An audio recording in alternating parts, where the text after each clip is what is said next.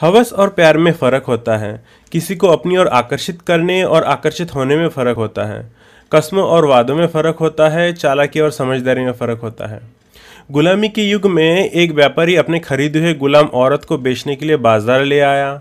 वह किसी छोटे कबीले की बहुत ही खूबसूरत औरत थी। वो औरत इतनी खूबसूरत थी कि व्यापारी तो क्या, गुलाम भी उसे देख रहे थे कि उस औरत को कौन सा व्यापारी खरीदेगा। उसको देखकर सभी के दिलों में आग जलने लगी। बोली शुरू हुई, हजारों से लाखों तक बढ़ती जा रही थी। हर व्यापारी दूसरे से बढ़कर कीमतें लगाए जा रहा था। आखिर में दो व्यापारी बचे थे जिन्होंने उस औरत पर बोली लगाई थी। उनमें से एक ने उस औरत को खरीद लिया। अपने नाम पर बोली खत्म होने के बाद उसने हार चुके व्यापारी से कहा, क्या तुम इस औरत को अब भी खरीदना चाहते हो? वो औरत गुस्से, जलन और नफरत से अपने नए मालिक को देख रही थी।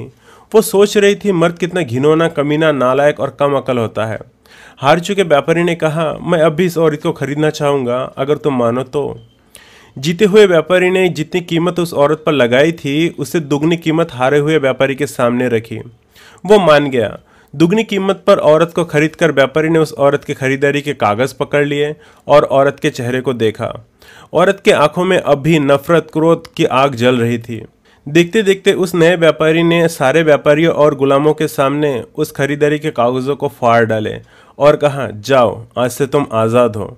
तुम्हें दोबारा कोई कुछ नहीं कहेगा। तुम्हें आज़ाद करने के लिए ही मैंने तुम्हें खरीदा है। एकदम से उस औरत के आंखों में जलती हुई अग्नि शांत होकर पानी बनकर बहने लगी और वो रोने लगी। बोली, मेरे मालिक आप ही हो। मेरे असली मालिक आप महान हैं। आपने मुझ पर एहसान नहीं, कृपा की है। मुझे आपसे प्यार हो गया है। मुझे अपने साथ ले चलिए। जिंदगी भर मैं आपकी सेवा करूंगी।